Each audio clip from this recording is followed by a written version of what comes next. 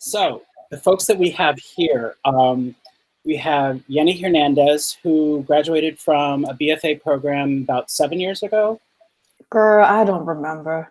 A while ago. 2013, a long time ago, 2013. All right, 7 years ago. I was right. Oh, God. Look at Look, me. I don't like counting. And then Chris Santoro, who also graduated about 7 or 8 years ago. Yeah, with the BFA in graphic design. And then Shanay Walker, who graduated maybe 6 years ago. Yeah.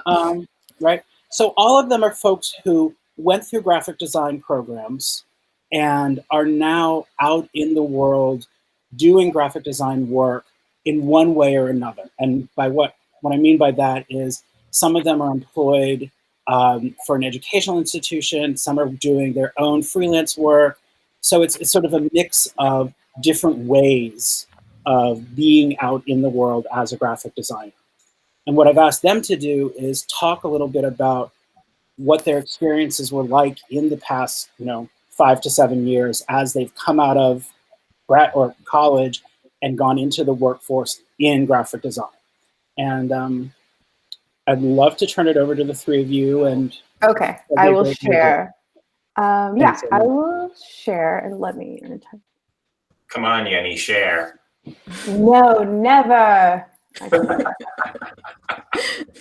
You're about to see some stuff, guys, because I'm really not that tech savvy. So you see my whole screen. Let me hide some stuff so you don't see my desktop. All right, gonna put this in present mode. Oh no, close your eyes, everyone. No one needs to see. Don't look. All right, so now it should just be a full screen. Is everyone seeing that? Yep. Yeah. All right. So as Jesse let you know, my name is Yenny Hernandez. I am the senior graphic designer at Northeastern University. I'm in-house, and during this presentation, I'm going to give you a little bit of understanding what an in-house designer does, the perks, the cons. So hopefully that helps you guys make a decision if you want to be an in-house designer. I've been with Northeastern for about 6 years at this point, and I pretty much started as junior level and worked my way all the way up to senior, and pretty much it's me, and the step above me is art director. I run a small team with about 3 different designers, a bunch of freelancers, a production artist, and I collaborate heavily. So first thing to know about in-house designers is we are huge collaborators. You have to talk to everyone and the janitor to get something run through a project. So I want you to know that. Communication is a really big thing. But one thing to note that I think is really important is before I was a graphic designer, I worked in print. I worked at a print shop for about 6 years. And it left a huge impression on my approach to design because I was designing the end product from the end product to the beginning. So instead of going, wouldn't it be cool if something exists that could do this? I was like, okay, if it's a box, how's it going to open? How's it going to mail? What does it look like? How does it feel when you're touching it? So I was asking myself these really specific questions because I was so used to the finished piece being what I worked with. So, at Northeastern, I do a little bit of everything, and that's another thing to know about in-house designers. You're not going to just do one thing. Every day is a new adventure. I do email templates, landing page, direct mail. I will literally photo direct one day. I'll also work on the brand specific, on the user's brand piece to share with other departments. I work with packaging, environmental design. And it's never boring. You will literally touch everything under the sun. One thing I do want to say is when you are doing digital, a really great piece of feedback is make the developer your best friend. That person's going to save your butt. So I strongly suggest making best friends with your developer. It has made my life a lot easier. But yeah, so I do a little bit of everything, but what I love to do the most is campaigns. It's what I specialize in.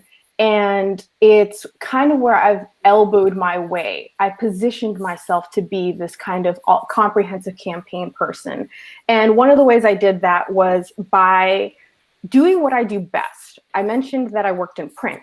What I did when I was printing was I would print boxes. And so at meetings, people would be like, well, we need a piece that does this. And I'd raise my hand and I'd say, hey guys, what if we try this? I wanted people to know that this thing existed, it was an option, and it was on the table. So what I would say to fellow designers is, if you know you're good at something, put it forward. No one's really ever going to ask you for what you're good at. So it's important when you give your client what they want that you also give them a second option. So they would say we want a one-pager. I would give them a one-pager, but option B was always a brochure because it's what I wanted to do. And so pretty much what started happening was people would just start asking for, Yenny, what do you want to do? And through that and literally a lot of communication, I was able to start making the things that I love because, like I said, they don't usually ask you for the thing you love. You have to kind of make the path for the thing you love. So this is a swag box that we sent our students. COVID has been rough. We're not seeing kids on campus the way we used to. So we wanted to give them a little bit of swag so that they could feel part of the university. And this is just one of 3 cents. Another one was a t-shirt. The last one was like a bunch of like booklets and informational stuff. So you kind of have to ask yourself, even in these weird times, how do you make graphic design matter?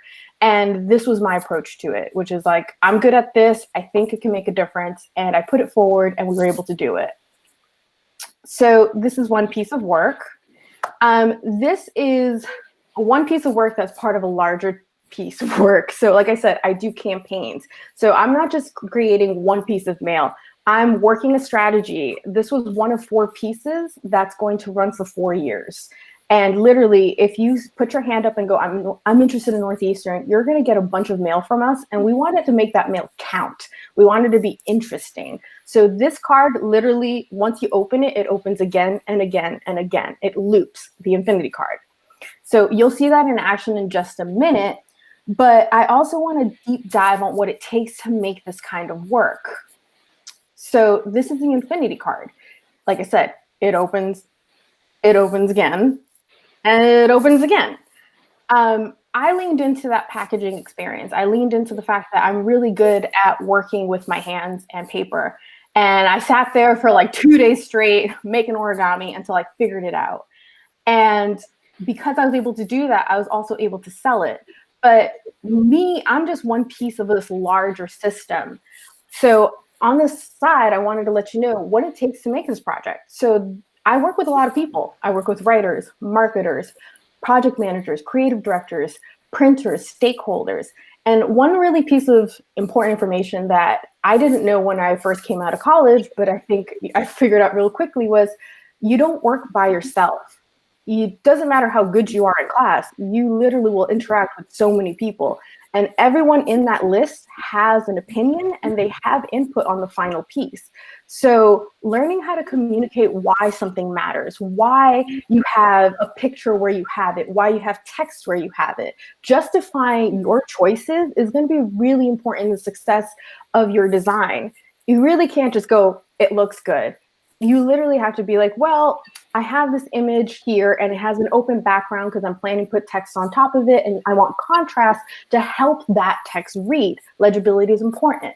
You have to kind of learn how to speak in this way to help people understand your reasoning and why something matters. Because otherwise they'll just go, I don't like it, change it. So collaborating is huge in the in-house field and it's huge as a designer in general, but so is time.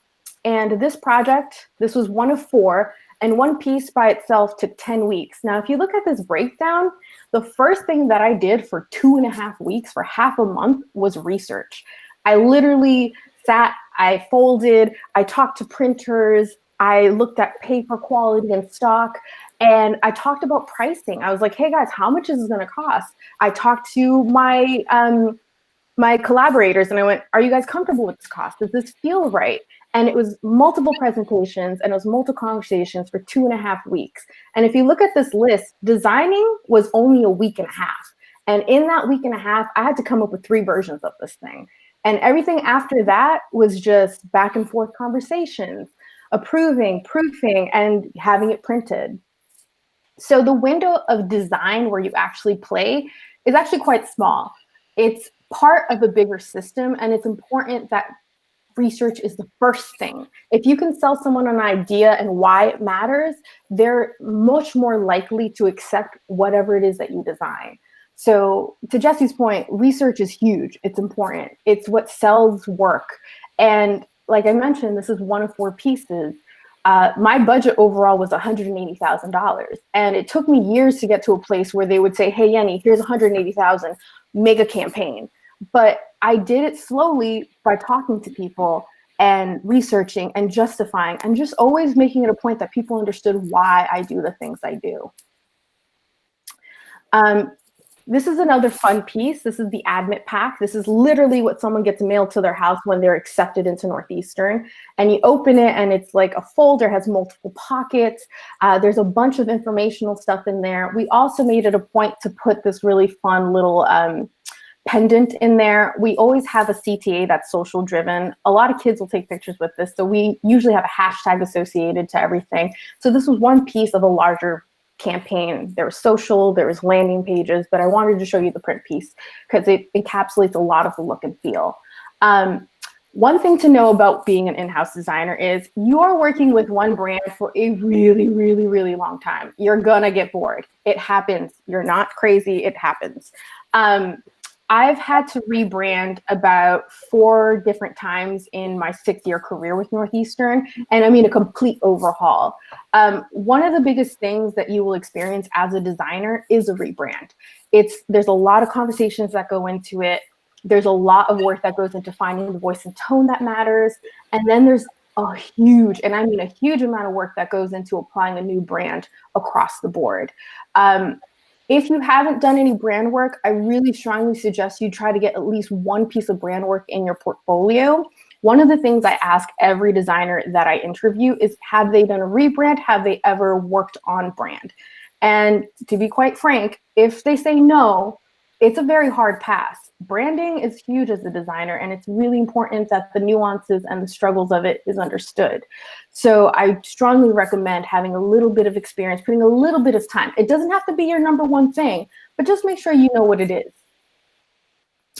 And some really basic traditional stuff. So like I said, you kind of do everything under the sun. This was a fun piece because I got to do photo direction for this, and we had interviewed a bunch of students, and pretty much this little wave that you see here is a student journey. What does someone do in 4 to 5 years at Northeastern? We wanted the students to tell their story. And so a lot of it came down to one-on-one conversations, and it came down to taking these photos of these kids in action.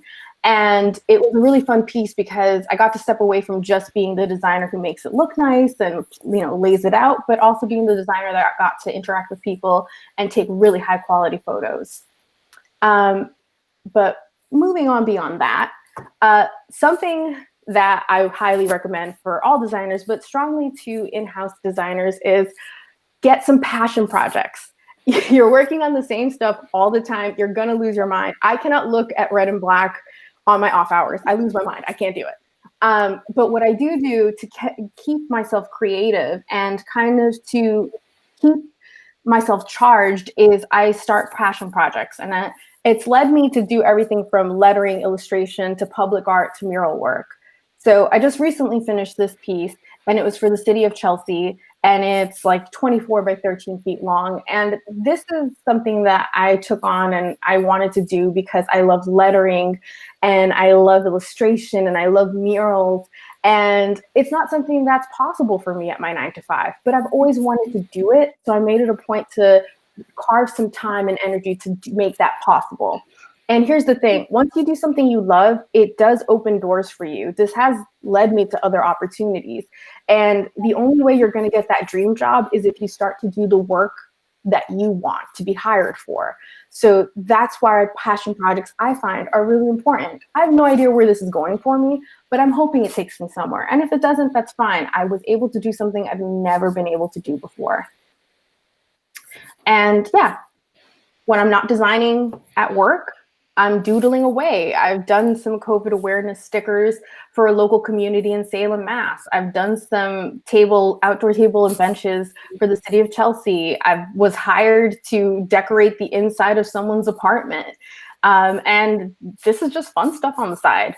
So I really strongly recommend young designers, all designers, to never let go of the things that make you passionate, and to make sure to find a way to get it in your work, even if it's not what they're asking for. Make it a point to show them what you can do. So yeah, that's it for me. I'm gonna stop screen sharing. Ta-da. All right, y'all can see the screen, right? Yes, sir. Yeah. Perfect. All right. All right. So first off, very nice to meet everyone. Jesse, thank you for allowing me to, come on to this talk. And it's great to pretty much see you again and see Yenny again. And I mean, you guys may not know this, but Jesse was actually my professor in my sophomore year. I took a semester off from Mass Art to go to UMass Lowell. I wasn't really sure if art school was really like the right place for me at the time.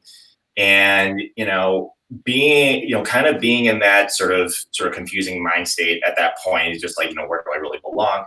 Ultimately did go back to Mass Art, but Jesse was probably one of the best professors I had at UMass Lowell at the time. And, meeting Yenny there as well, and the few other colleagues that we had in that program, a great thing about design school is really the camaraderie that you kind of create, as you're kind of going through the trenches and sharing war stories on who cut their finger on the X-Acto blade and, whose book fell apart in class, that sort of shit, like it really kind of like holds people together. Right.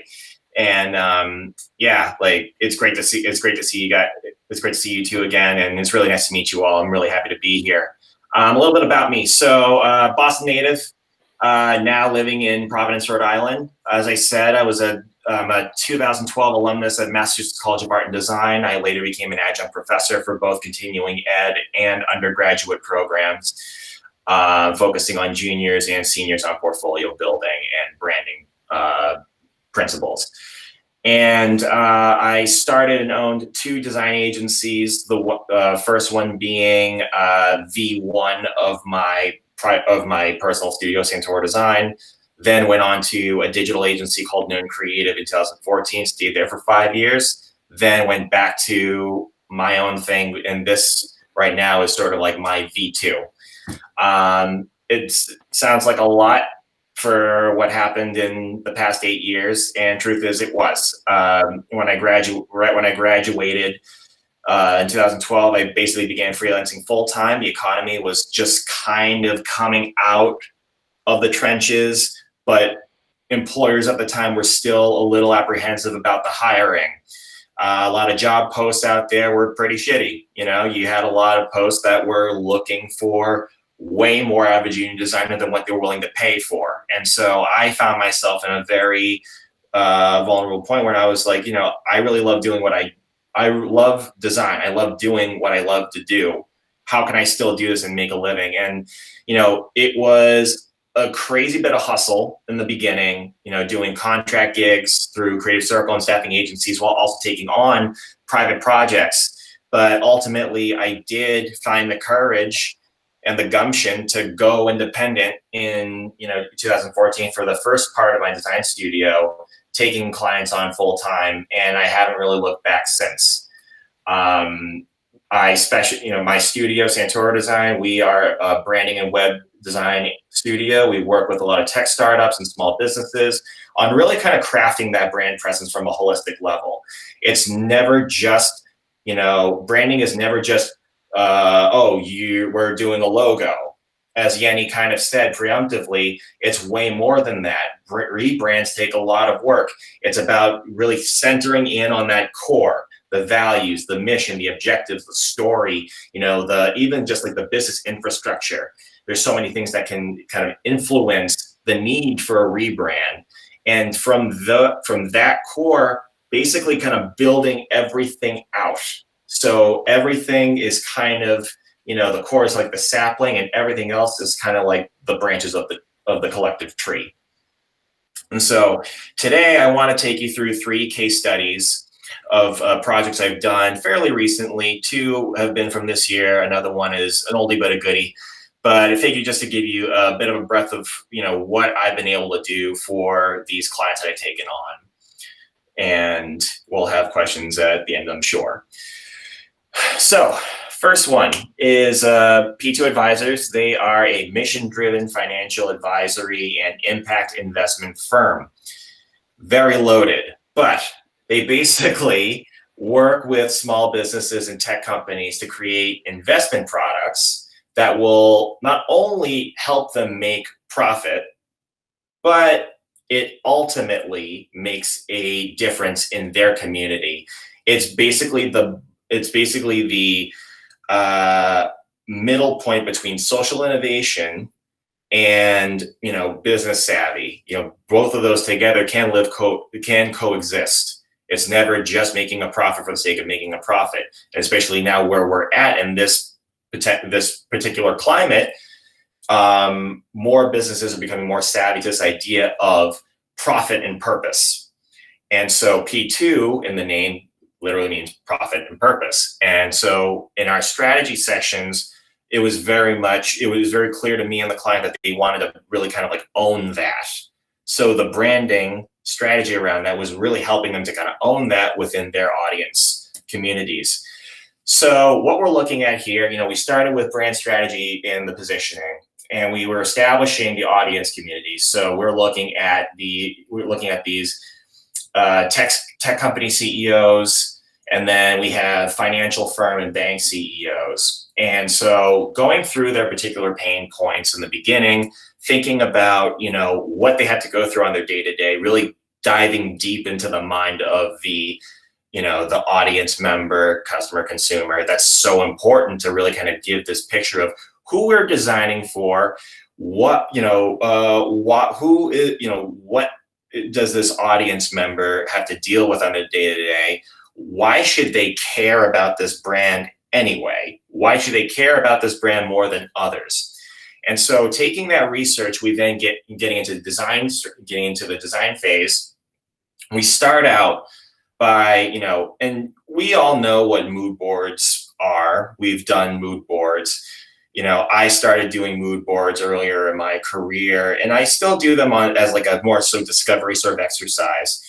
But what I found is that mood boards, in the hands of a client, there's still a little bit more of kind of hand-holding them through the process.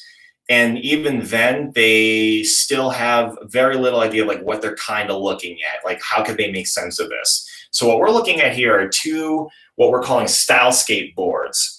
And stylescape boards are kind of they are a sort of step above a mood board and a step below design. This is all found imagery and curated typography, icons, etc., basically creating a look and feel direction. And we're centering the look and feel direction on that particular audience member. So we have the tech company CEOs at the top, bank/finance firm CEOs at the bottom. Very different visual language kind of going on, right?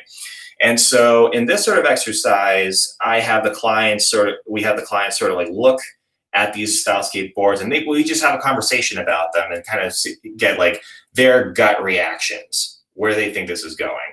Ultimately, where we went with this, we went with the tech CEO board. We took the colors from this. And so getting into the actual brand mark iteration, I don't know if Jesse has pushed this on you guys yet, or if your other teacher pushed you guys on this yet, but design is very iteration heavy. No matter what you do, no matter what you specialize in, it all comes down to sketches, rounds of sketches, more sketches, notes, sketches, and tons and tons of different iterations. You take an idea and you're basically dragging it across an artboard like some 50 times to really kind of get a sense of, does this have legs? Does this have potential to grow? And so I ended up presenting 4 concepts out of this mess, and a few other boards of marks in this file. I present all of my marks in black and white. Seems counterintuitive to not present it in color, but the reason I do that is I want my clients to focus in on the visual concept. Which of these concepts presents the most potential to grow, to scale with your company? Color and type, focusing on those things, it's too distracting for the client most of the time, or not so much type as much as color. You know, and as a designer, as the consultant, you want to be able to guide that conversation, really guide that workshop, and make sure that the client is kind of picking up what you're putting down and you're getting that kind of feedback that you're looking for. So then we went through 2 rounds of concepts and revised comps, and we ultimately landed on the final mark where we truly put the stamp on profit and purpose, therefore P2. Very dynamic, very modernist sort of mark. Then taking this direction, remember the stuff that we were looking at with the stylescapes, taking that and translating it into their material. So we have these very dynamic looking icons representing the different services that they offer. We then begin to see the colors sort of interact with each other within this sort of tiled pattern, how the different, different bits of versatility that you can have with something like this.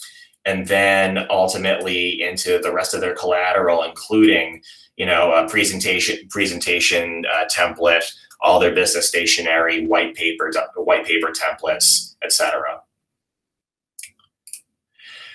So now we get to the one that I just closed out this week. This is Fully Human Supplements. This is a startup supplement company out in Virginia. This started in mid-2019.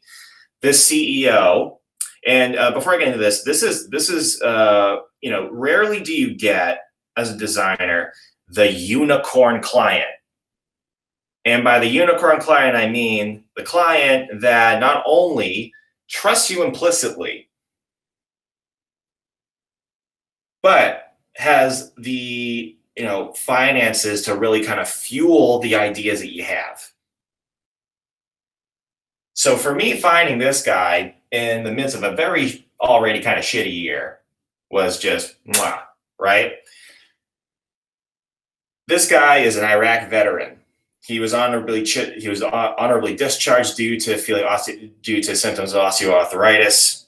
He came home. He went through a variety of different treatments, began researching holistic medicine, and ultimately created his flagship product called Freedom.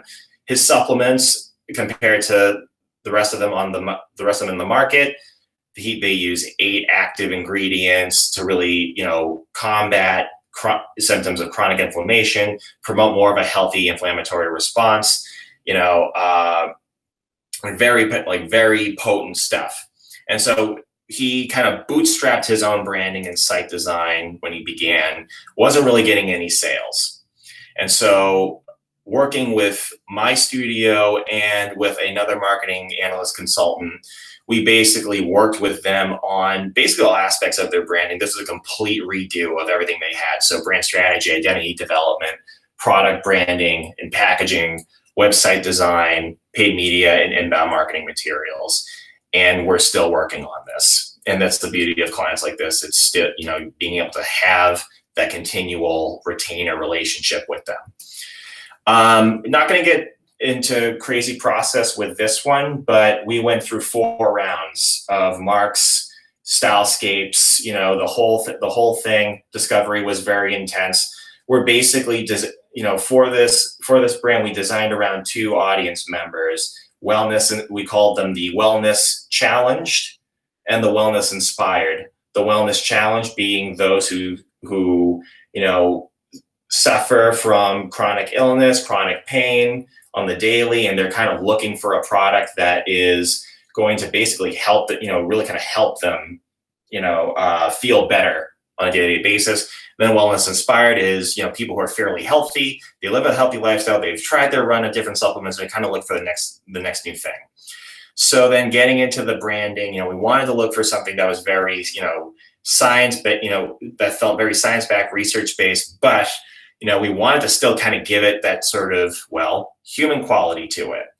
And so within the rounds of concepts we came to, we ultimately came to this very simple solution where, we have the stem and the arm of the F sort of creating this bridge of the nose and the brow. So you end up having this very human profile in a typographic mark.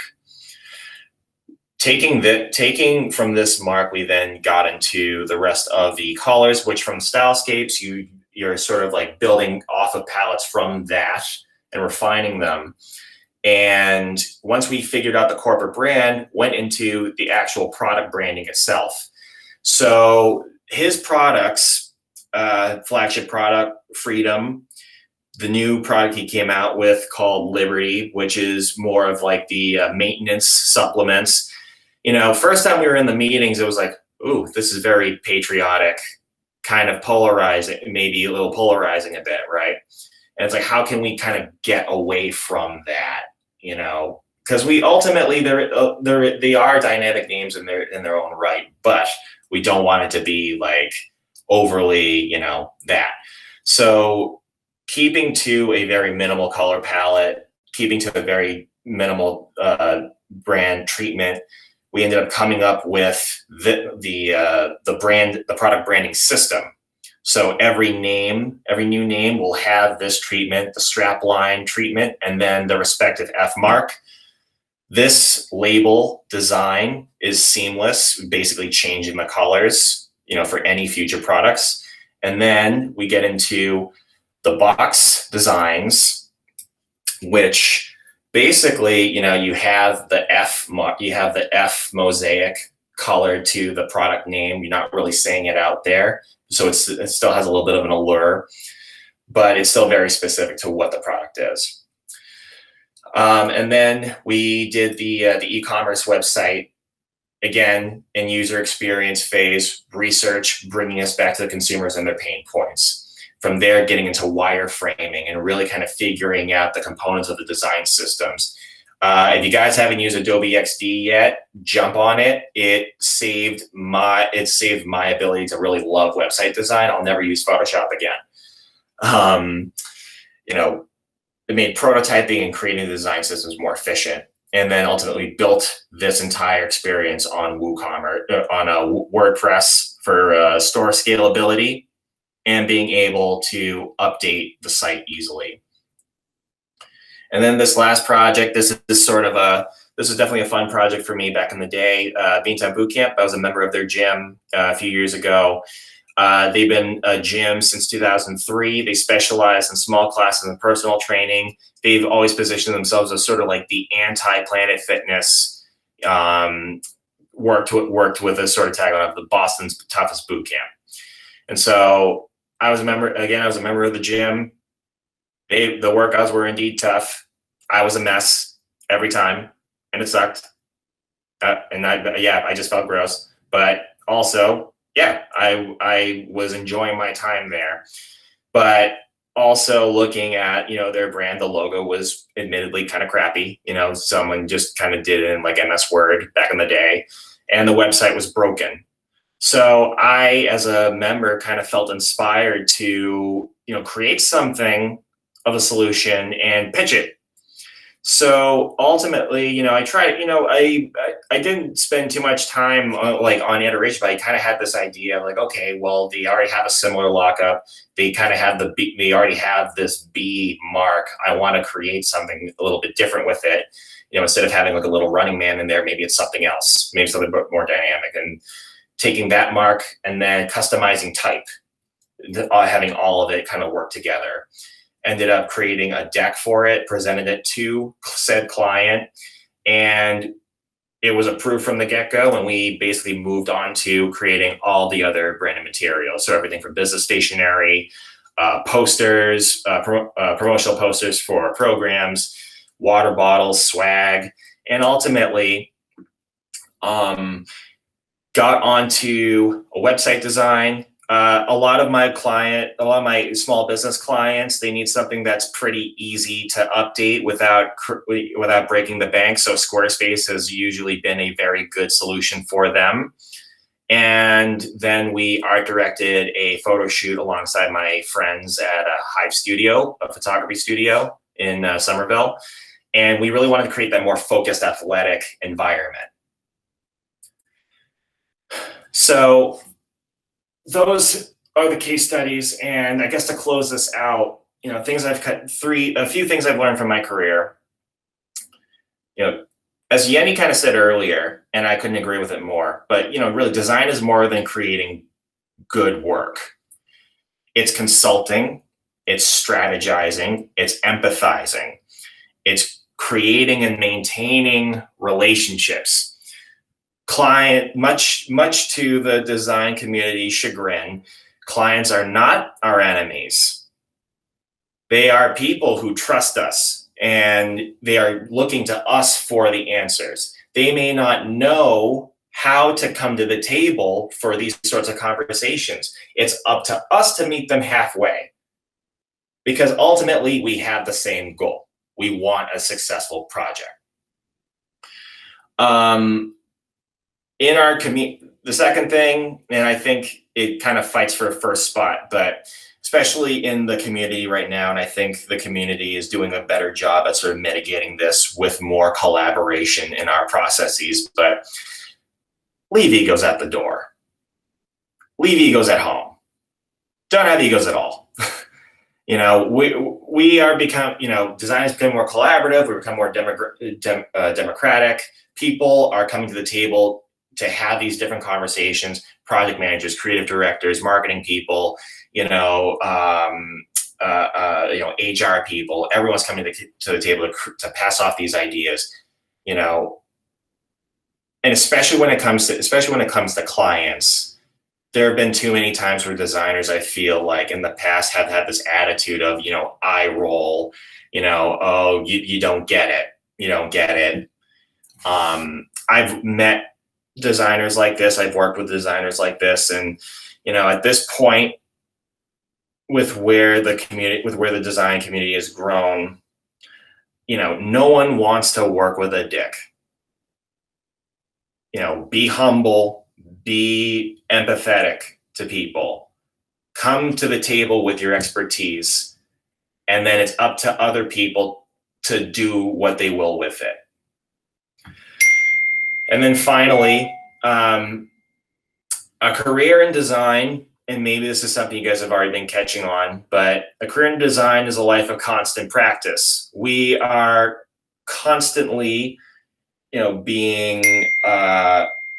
we're constantly being pushed to learn new things, learn new technologies, and ultimately we need to be patient with ourselves as we undergo that practice, because ultimately, we need to take care of ourselves too. And yeah, that's basically what I got. So thank you. Cool. Okay. So I'm Shanay. I am a graphic designer. Here is a 2-year-old photo of me at the ICA because I realized that I don't take pictures of myself. So this is the closest thing I have to a headshot. I started my career after I graduated in late 2014. I looked for a job for about 7 months before I finally found one at Dow Chemical. And when I got there, it was a lot of this, just white papers, email headers. It was extremely boring. A lot of it was working with scientists who were like, all of these science words that I am saying are important and you need to make them all very, very large.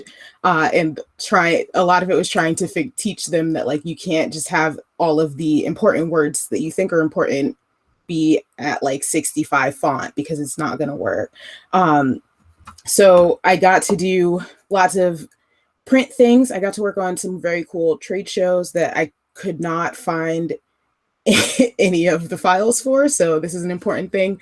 File naming conventions, like make one up and stick to it, because otherwise you'll be me looking for files that you have no idea where you put them.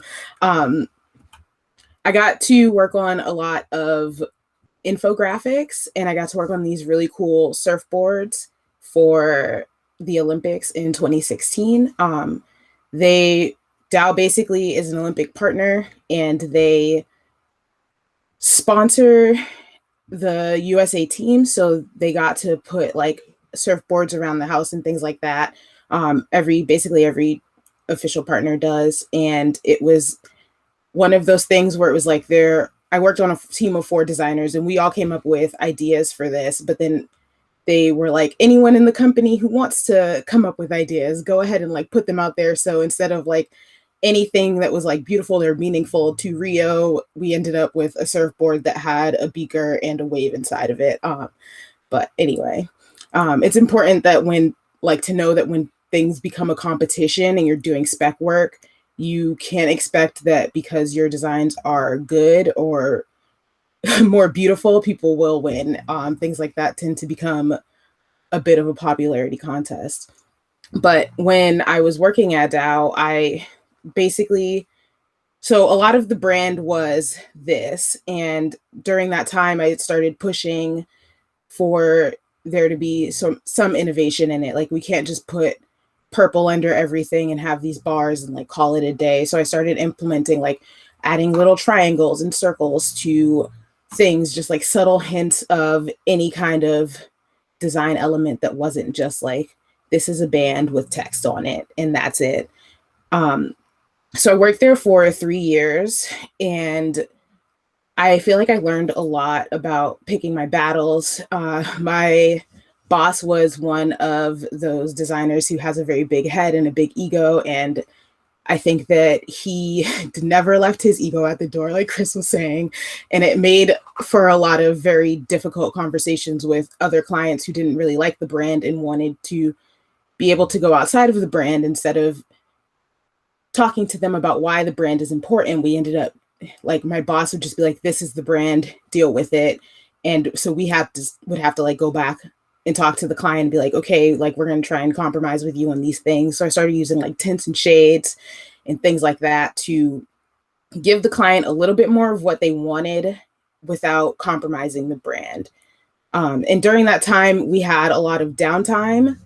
Our design was basically like 9 months of extreme crazy work and then 3 months of basically doing nothing around the holiday season. So I got to learn a lot. I made these brands. I basically got bored and started creating brands like, oh, what if there's like a garden shop for people who are bad at gardening? And like, what if cheese like actually grew on the moon? And like, that's where it came from. So I started making these like personal brands just for fun while I was working. I don't recommend actually doing this unless you have permission from your boss. My boss was very relaxed about what we were doing with our time because there was no work for us to do. And this was like enriching.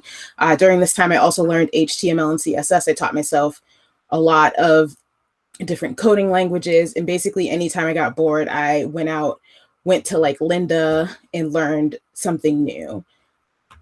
So then I started working at NEC, which our brand when I got there was a lot of yellow bars over a black and white picture with purple text. That was basically the whole thing. They had just rebranded about a year before I got there, and it didn't really work for everyone. It didn't work for the designers. It didn't work for like people who were in other departments. And so in my time there, I started trying to figure out like, what is it about these bars that are like not working for people? How often do we actually have to use them? Because you'll learn that when you are doing design for a brand, there's like very high level things that need your like capital branding, and that will need the yellow bars, and that will need the like this logo, that like this image. But there are things that are smaller that will happen all the time that you don't have to always use, like stick to 100% that brand. So I started building relationships with other people in the marketing department, with our interim VP and our senior director, so that I could get more freedom to work on these posters and things, and get to just do something a little bit more fun. So I started like just pushing at the brand, like, what if instead of it being yellow bars, they're blue? What if there were no bars at all? What if I took this image and basically did a posterized version of it? And then what if I started using like gradients of our brand colors that worked a little bit better? And so ultimately we landed at, for these posters and things like that, we are doing more of this like colorful treatment with just big text, and it doesn't necessarily have to be that like yellow bar treatment. So this is, I do a lot of these like very big posters for concerts, but they're not all that I do at NEC. I also get to do a lot of things for admissions. This is a jazz flyer for what was it? A like conference that they went to, and then like postcards that we like mailed out to people and that we like sent to teachers in bulk so that they could give them to their students for our prep program. Basically, a lot of my time at NEC has been me like learning how to build relationships with people and build trust so that they can like trust me and allow me, like what Yenny was saying, like they come to me with we need this, what do you think the best idea is for it? Like, how can we make this work the best? And by building all of those relationships with like various people across the school, I have a lot more power and freedom to do the things that I want to do instead of just taking a black and white photo and slapping a yellow bar on it. So those are basically the things that I've done for work. And then I would say in May, started to get very bored of doing print work. And I was like, what if I started doing motion graphics? So I started an Instagram account. Oh, wait, actually, just kidding. That's this. So I started an Instagram account where I basically do little illustrations and animate them. I recently learned Cinema 4D so that I could do 3D animations and things like that as well. And doing like having this creative outlet when a lot of the things that you're doing at work are the same is honestly, I can't recommend it enough. It's amazing. It keeps you on your toes. If you're doing the same things over and over again and you're not creating somewhere else, you'll start to feel irritated and annoyed by the work that you're being paid to do. So you can't like look for fulfillment at your job all the time. You have to look outside of it. And while I was working at NEC, I also started working at the Coolidge and doing their film guides and sort of any kind of big things that they needed print materials for. So I got to do a year's worth of film guides until they felt like they had a handle on how it should look, and they could give it to like I basically made them a template to give to one of their in-house people so that they could save money. And then I also got to work on the Coolidge Award, which is a really cool thing that they do every year. And this one was for Michael Douglas, who is not a great person, but that doesn't matter. I got to make posters and these brochures for it. And it basically went out to like, I think up to like thousands of people ended up seeing it during this like entire like spectrum of performances that he gave while he was accepting the award. So I think that those are kind of the big things that I've done over my career. One second, there we go. But like Yenny and Chris said, it's important to know your client, to do outside work. Things like that are very important. So. Oh, Jesse, now you're muted. That's it. Boom. Oh, I can't thank you enough. That's amazing. And I think you all have been very inspiring. I want to see if folks have a little bit of time for the students to ask questions. Yeah, absolutely. I don't want to take too much of your time, but I really want them to get an opportunity to interact. Emily, go for it. So I have like a question for each, but I guess I'll just go in order of like presentation. I just like wrote them down as I was like listening. So for Yenny, I was gonna ask, how do you get to do local work like the murals and like the stickers, and like who do you approach, and like what's the likelihood of their response being like a yes to your like proposal? That's a great question. I was completely lost for a hot minute. So the easiest and fastest way is to look at public art, RPS. So there's a lot of local call to artists. And a lot of the times what I'll do is I'll like follow collectives on Instagram. I know there's certain cities that are prone to artwork, like Salem, Mass is huge on like murals and graffiti. So is Lynn. And so pretty much like follow some Instagram accounts associated to those people. And it really is just a matter of just like typing in like Salem mural and you'll find it really quick. Urban Art Point is a really great place to start. They are constantly putting out RPFs. And essentially, my biggest thing was to build the confidence. I was like, I have no experience in this. What the heck am I doing? And I literally needed to be handheld. I had a friend going, girl, just shut up and do it. And I did. And honestly, when I saw the tier of people, like it's everyone under the sun. It's someone in high school. It's someone who's 50. And like, it's a cool pool because everyone is just being creative. And so the pressure that I usually feel 9 to 5, I don't. I just get to make whatever the heck I want. And that's awesome. So follow some accounts. Anytime you see something, just do it. Do not be afraid. Just do it. Even if you don't have the experience. I was applying for murals with like work I'd done at Northeastern with like mock-ups. And I was like, I know I can do it. I just need to show them something. And I got a lot of the offers. So I strongly recommend it, guys. Find your happiness outside of 9 to 5. Yes. It's romantic for like the first 3 years. And after that, your job is going to suck the soul out of you. Sorry to tell you. Where's But that anyway. Now? Amazing I that know. you made it 3 years before that happened. Yeah. I was stubborn. I thought I could save the world with InDesign. And it was, but anyway, hey. And then I Emily. have another question, sorry. For Christopher, I was gonna ask, what was like the hardest part about starting your own design firms or like just getting started and doing freelance design like right out of school? I know that's kind of a loaded question, but. Oh yeah. Yeah, those years. Oh boy. Okay, so I will put this out there and say that my journey into full-time freelance to running a studio, I've been privileged and I've been lucky to have a very good support, a very strong support circle. I've had my family, I've had my colleagues, professors behind me that have given me advice along the way, that have given me support. When I was still kind of like looking around for jobs, because like I really, I'll be quite frank, around that time, my whole aspiration was to find a full-time job first, then go freelance and then start a studio. But because the hiring, because the job market was so like kind of crappy at the time, like it was hard for me to really get interviews.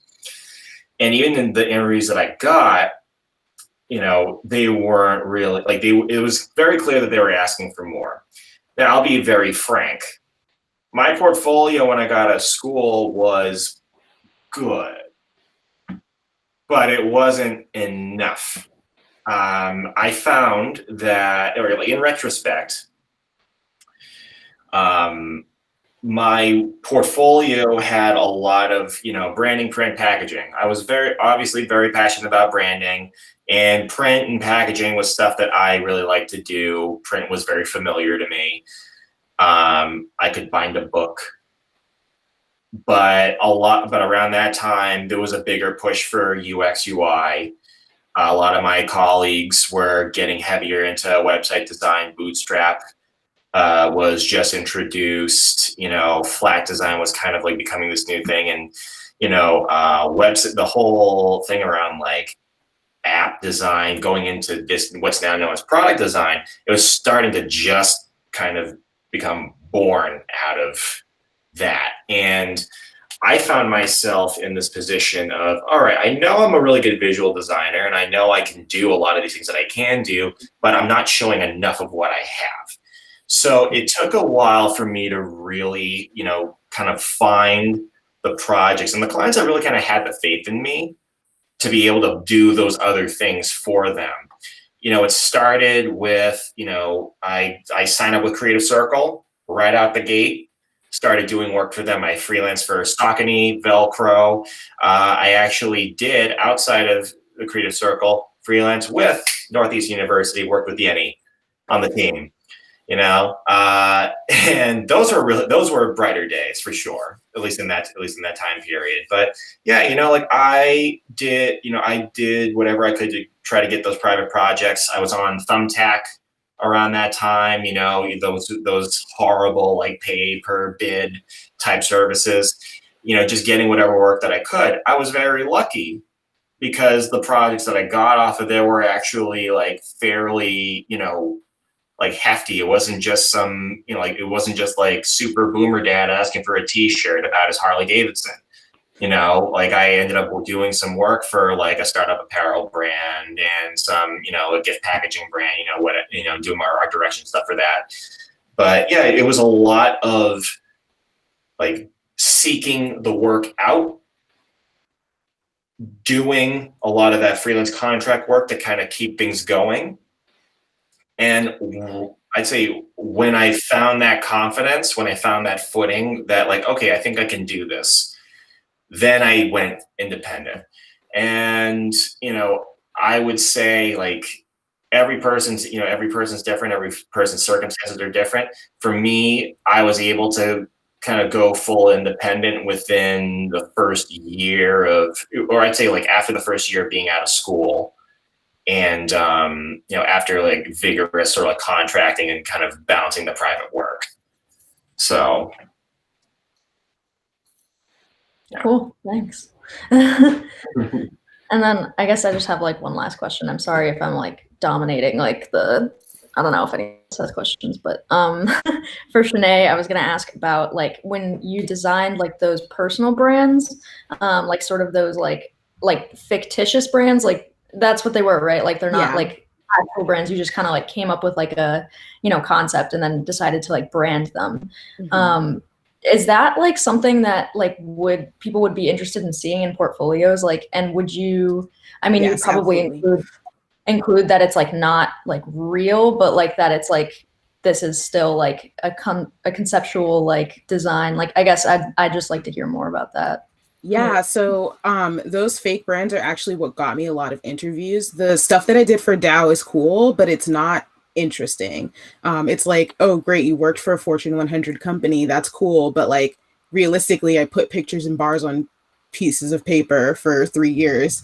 It's the stuff that you do outside of whatever work you're doing that like shows the breadth that you can, like the breadth of work that you can do, that's what I'm trying to say, that actually will get you interviews. Like my job at NEC, I was specifically told that because of that gardening like branding that I had done was the reason that I got the interview in the first place. Like the rest of my portfolio was fine. Like it's fine. It shows that you can do the work, but it's that like imagination and like concepting that will get you your foot in the door at a lot of places.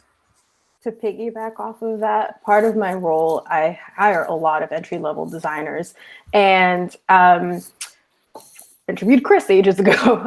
So it's just something I literally do it constantly. And I expect to see that kind of work, that kind of mock-up. And honestly, the more in depth you go, the better, because I want to hear about your personal creativity. I would say it's a good mix to have literally half your portfolio. If you can make it real, that's great. But I want a split after that. I want to see what you can do once you're given the ball, how far you can run with it.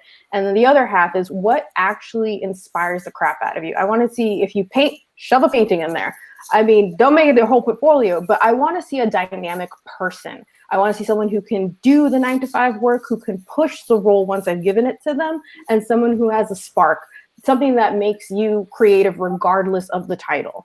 So I would say that's like the little pie. If you cut it up, half real work, the other half split it how you want. But I highly recommend all of you to make work, even if it's fake, to get your foot in the door, because no one will hire you if you don't put that work in. So go on, little ones. Yes. Yeah, you know, it really reminds me of like, when I was growing up, I was a little bit of a theater kid. And, you know, when we would, even if you were an ensemble, character, they always told you to like make a whole backstory of like who your character is and what they do and what their life is and their name, even if you didn't have like a specific role and you were just part of the ensemble. So that's like, it just like really reminds me of that, of just sort of like creating this like narrative for something that might not be real, but like it's, you know, you can use it for like your portfolio. So yes. thanks. Also, if you hated a project that you did, like whatever kind of project, if it was a web thing and you didn't like doing it, do not put it in your portfolio. Even if it looks good, if you don't like doing it, that's the thing that people are going to see, and they're going to assume that because you put it in your portfolio, you liked it, and you're going to end up getting more of that work. Put the types of work that you want to receive in your portfolio. Also, take your vacation days. It's very important. Oh yeah, for sure. Yes, we ain't saving lives, honey. We just making type real pretty. I used to blew past my vacation, and I had my boss pull me in the room and go, "Yenny, we're not saving lives." And I went, "What?" And she's like, "Seriously, take your damn vacation." Because guys, it will most likely happen. Burnout is real. When you are cranking at 1,000 for weeks on end, you're gonna burn out. And it's not like, oh, I'm awake and I'm putting many hours. Physical exhaustion is very different than creative exhaustion. It can take months, up to a year or more, to get yourself back to a place where you're healthy and you're like, I'm ready to tackle the world. So seriously, love yourselves and give yourself some damn time. Sleep, you guys, and don't drink as much coffee, but sleep. Yes. I'm thinking of Chris. I used to see that kid drink like 3 shots of espresso first thing in the morning. That shit was not healthy. Just I've gone up to 12. This is my coffee cup. So like I was drinking Red Bull. I mean, it's real, guys. I just had a question too, Andrea? transition to tea. Good. Go for it. Hi, yeah. Thank you so much, everyone that shared, and Emily, great questions. I just had a question real quick. When Chris was talking about breaking down that campaign or that branding that you did for the supplement, I forget the full name of it. How did you, like, what was your process with coming up with that 2-part of like the target market? Like, how did you get to the place where you knew that those were like the final people that you wanted to target to, I think is what I'm trying to ask. Yeah, no, absolutely. And that's a really great question. So every project that I take on with this sort of work, you know, branding is all at the start of every branding project is a conversation, right? So you are sitting down with the prime stakeholders, usually, you know, the CEO, COO, CFO, whatever, you know, depending on how big the startup is, right? And you are taking them through what we call a discovery phase, right? So this is your time to basically be a sponge on their behalf and take them through a questionnaire that really just covers everything, right? You want to know you know, how did this business start? You know, like kind of get the whole thing. What are your roles in the company? How long have you been at this company? What do you, and even questions like, you know, how do you determine success in this project, right? Getting into audience, you want to get as much of that demographic information as possible. If they don't know that information offhand, you know, kind of ask them questions that sort of like go a little deeper in that rabbit hole. You know, what is this? You know, what is this? Like, describe this persona to me. Is this a you know, is this 45-year-old, you know, upper middle class women? Is this, you know, is this like young adults 18 to, you know, 25? You know, what are their pain points? What are they not getting? And then you kind of take that info and then you sort of throw it back onto the client. How are you meeting their needs? And so that opens up even more questions about, you know, well, how do you want to sound to this community of clients? What message do you want to communicate? All of those questions, including the one that you asked, you know, all those things really kind of create that foundation for every successful branding project to kind of grow. Because not only with that information, you figuring out like the visual language and the logo and the logo marks, but when you get to where I'm at, you're also creating like the tone, the messaging, you know, you're creating things like brand positioning statements, mission statements, purpose statements, these things that really kind of, you know, create that sort of, it's like a house where the brand lives. You know, what does it look like when you walk in the door? How does it feel when you walk in the door, right?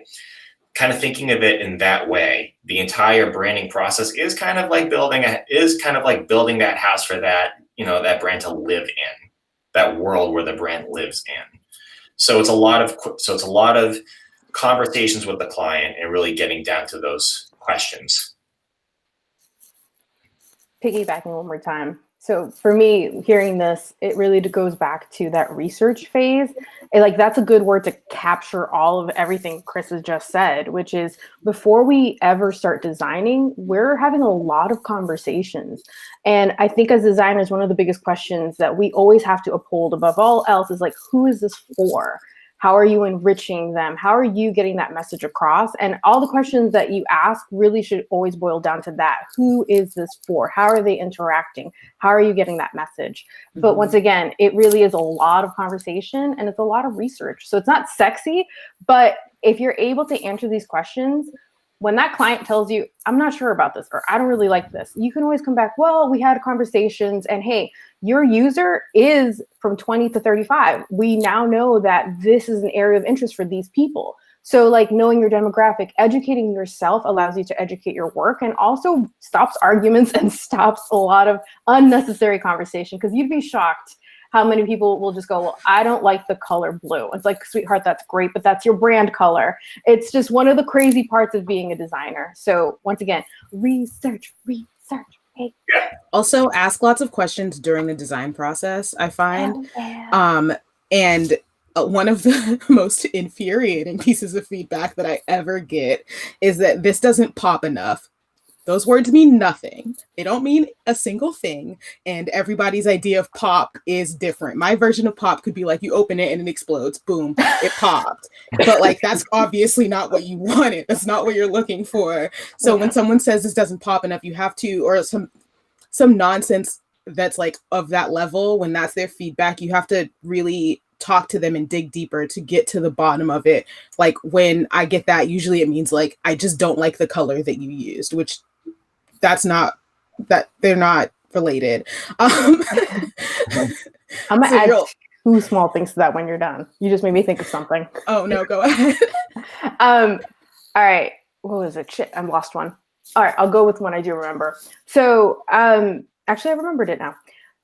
Weird, this is a weird one, but sometimes knowing what your client doesn't like is important. Like if you ask them, like when it comes to photography, I find it's the trickiest. It's so open-ended. I'll go like, hey, what are the things you gravitate towards? What are the things you just really don't react well to? And like, if they go, I don't like dogs, I'm gonna make sure I Photoshop the hell out of a dog within the background. Like, it's just that weird understanding. So sometimes I know it's counterintuitive, but sometimes knowing exactly what they don't like educates you on where to navigate towards. And the second thing is that pop thing, I've gotten it a lot. And what I've also come to learn is sometimes clients have no idea what to tell you. They are lost. They want to have feedback, but they may not know what the hell to say. They're like, this looks great, but so what I'll do is I trick them. I give them two options. They're almost the same thing. I'll change one thing slightly. And just having the ability to go, that one, or like, I don't like that one, is very empowering to the client. It gives them a sense that they're contributing to the process. And sometimes that's all they want to do. They just don't know how. So giving options is important. Not all the time, very early on, just so that you can make them feel like they're part of that process, part of the journey. So if you find yourself getting stuck with the pop question, I swear to God, just give them options. They will get the hell out of that routine. So yeah, very true. Two quick things to jump off of what both of you said. With regard to the pop questions, everything like that, I always find myself, qualify everything that doesn't sound right to you. client says, there's something about this that doesn't really pop. I'll go, interesting. Tell me about that. What do you see in this that I'm not? You want to get to a level of understanding, and you want to make the entire, the process feel non-judgmental. This is about, the client is paying you to come up with the brand, with the piece of design.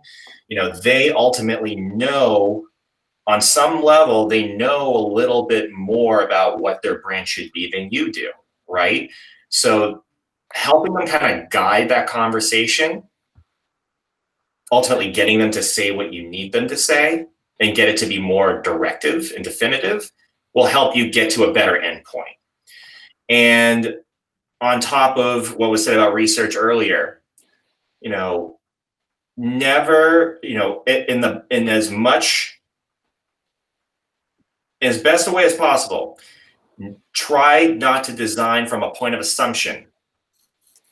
Assumption pisses everybody off, even if it looks really good. You really want to make sure, at the heart of design, it's supposed to function, right? It's not if it just looks good and there's nothing behind it, it's just decoration.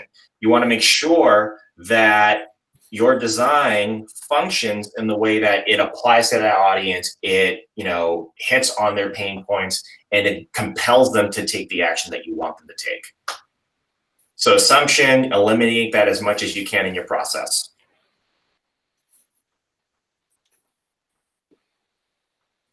Thank you. Thank you all so much.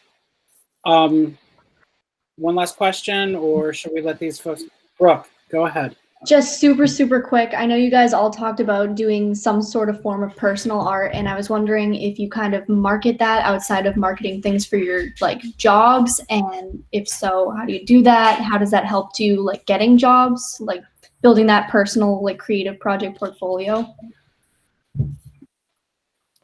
Yeah. All right. I'll give you a two-part answer, which is, so when it comes to the portfolio, yeah, put that creative stuff in. That's going to open some potential doors for you, because you literally never know what your client, your future boss is going to want from you. And you letting them know that you have that ability, it's amazing. So do that. The second part's a little weirder, which is, I personally, as of right now, don't try to, how do I put this? I don't try to monetize from my passion projects as much, because part of what is a headache from 9 to 5 is the pressure of, they're a client, they're this. I'm in service to you. What you'll find as a designer is that you're going to get a little tired of that sometimes. Sometimes you present a beautiful design and it's like putting it through a meat grinder. You hope it survives the comments from the writers, from the marketing managers, from the art directions, but literally it's kind of like a McDonald's thing. You put a chicken on one side, you get a chicken nugget on the other.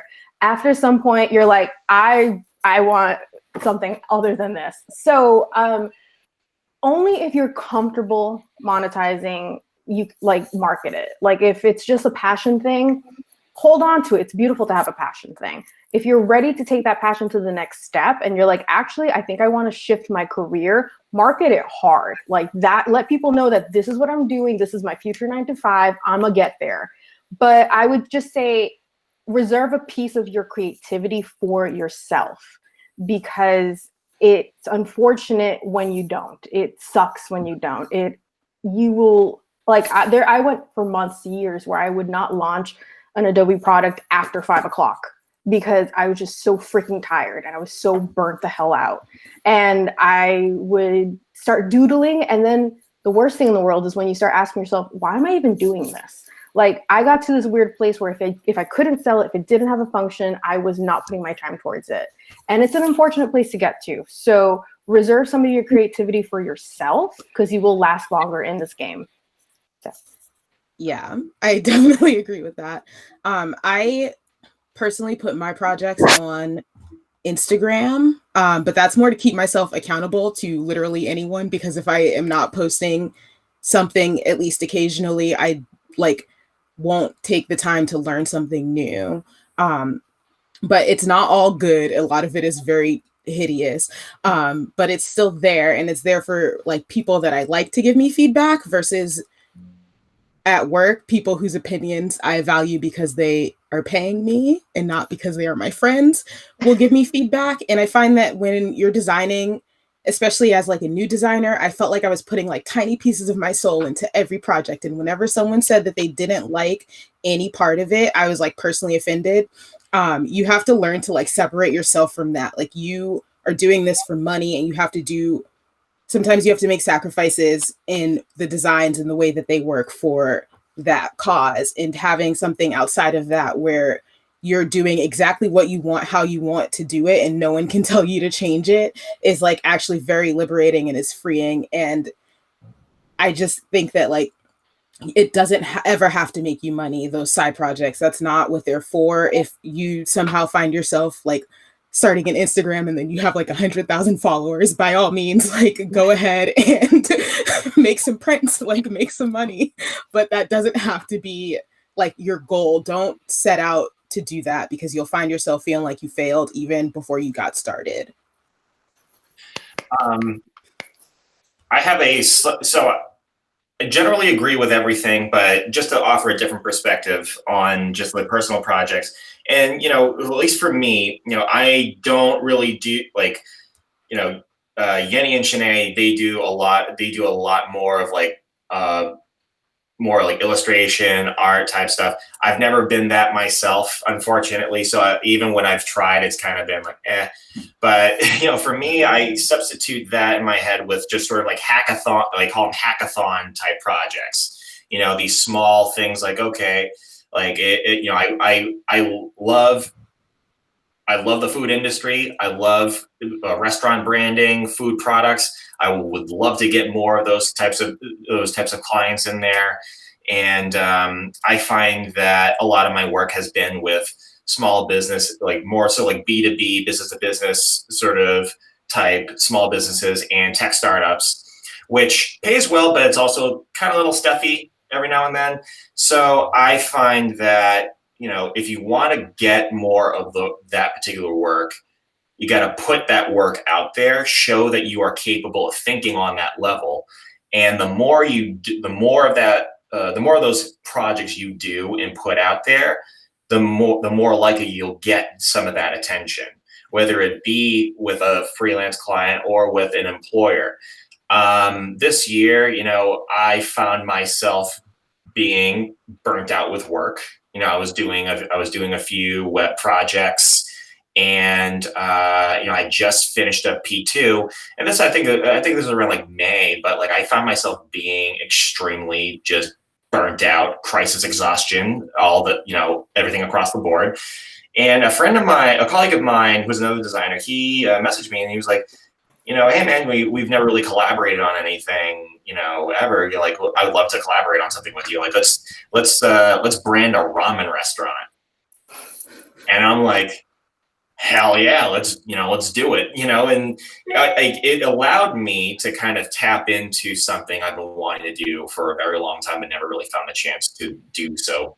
And that's illustration. I've never really been that much of an illustrator. I could draw fine, but like really getting more into like the kind of illustration I like graphic tees and whatnot, and taking that along with what I know about branding and then bringing it into the kind of clients that I want. I was able to create like a really fun brand, and I posted it on Dribbble, my Behance page, and on Instagram. And even if you don't get like, it's not about getting all the likes in the world. It's about doing it for you, for A, the personal fulfillment, but then B, what we're saying about like if you want to monetize it, just doing more of that to get more of the work that you want to get professionally. That answered that exactly. Thank you so much. Yeah, Shanay, Chris, and Yenny, thank you so much. This has been exactly what I hoped it would be. I love seeing you guys. It's been too long for each of you. And you all, I hope, have really sort of spilled tea and also inspired these folks. So thank you. Yeah, clean it up, Emily.